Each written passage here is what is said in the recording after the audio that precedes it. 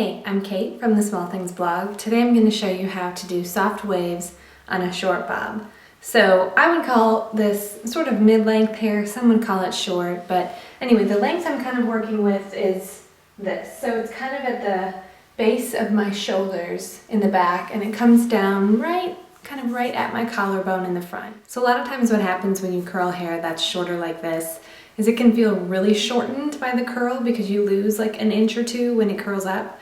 So I'm going to share some tips that I've learned along the way and show you how to get really a soft, loose wave and not a really tight ringlet curl.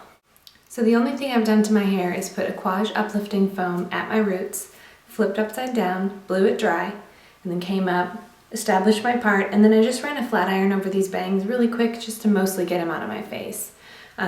But that's all I've done. So we're starting from scratch. We're going to divide the hair into 3 sections.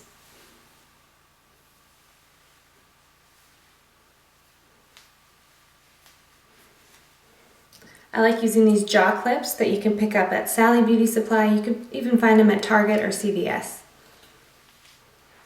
So this is the first section. The second section is basically going to be what's remaining by our ears. My ears. And the bottom is just going to be left out.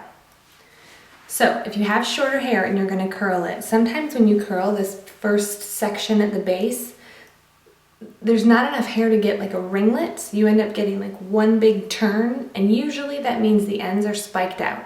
So what I like to do with the bottom section is flat iron it under and give it a really dramatic bend, and then start curling at the second and top section.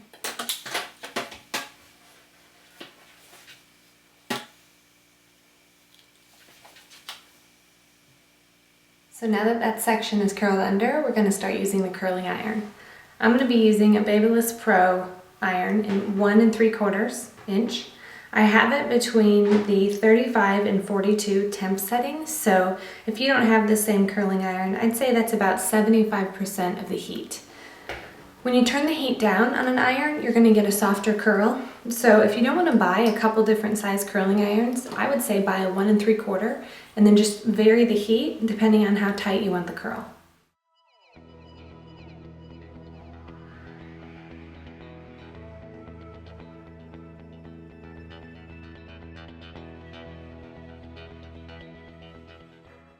So to make sure we get the soft wave, as soon as you drop the curl from the iron, rake through it with your fingers.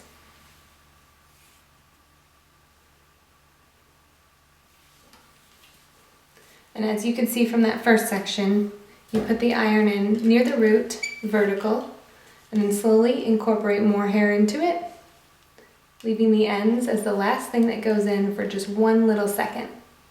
That just prevents them from being spiked out straight if you have straight hair like me. If you have a little natural wave to your hair, you shouldn't need to do that.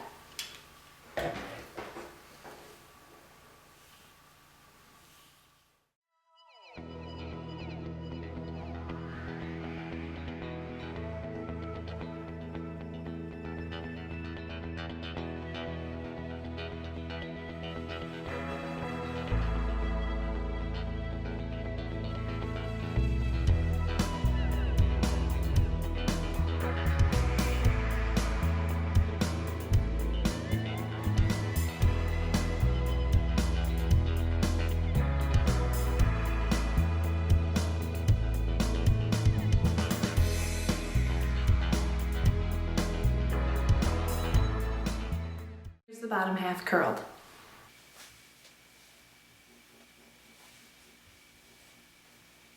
So let down the top section and just repeat what you did before.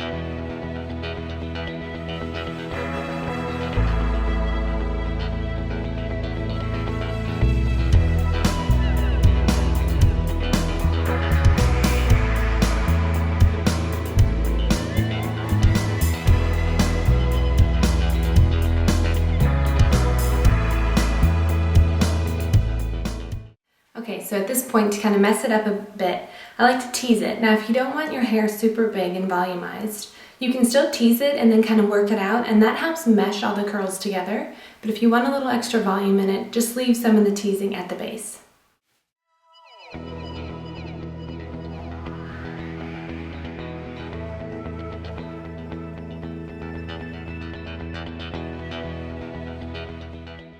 And if you want even more texture, use a texturizing spray. I really like Bumble & Bumble's Thickening Dry Spun Finish.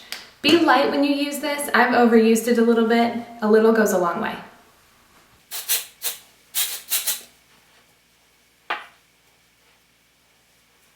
Finish with a little mist of hairspray. And then you're all set. So the curls typically relax a little bit, so this will even soften out as the day goes on, especially since you didn't let it sit in that heated position as soon as you dropped it from the iron. So if you want your curls to last a little bit longer, don't rake through them right after you drop them. That'll help sort of lock them in place.